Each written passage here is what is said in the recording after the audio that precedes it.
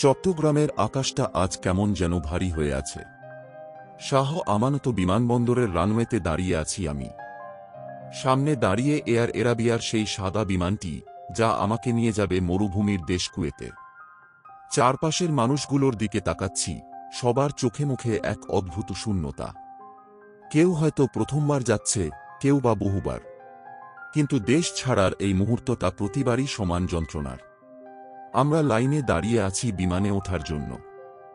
এক একটা পা বাড়ানো মানে যেন নিজের কলিজার এক একটা অংশকে পেছনে ফেলে যাওয়া।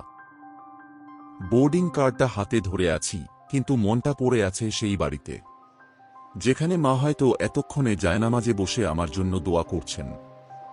বাবা হয়তো জানালার পাশে একা বসে বাইরের দিকে তাকিয়ে ভাবছেন, ছেলেটা ঠিকমতো পৌঁছাবে তো।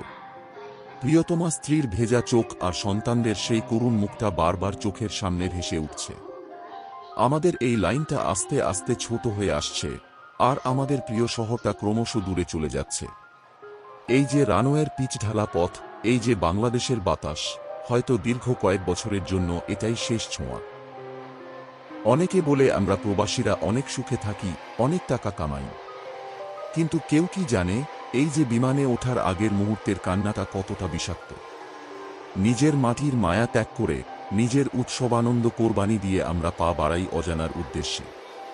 পকেটে রিজিকের তাগিদ আর পিঠে একরাশ দায়িত্বের বোঝা। কুয়েতের সেই তপ্ত রোদ হয়তো আমাদের শরীর পুড়িয়ে দেবে, কিন্তু এই মুহূর্তের হৃদয়ের দহনটা কোনো এসি বা আরামায়েশ মেটাতে পারবে না।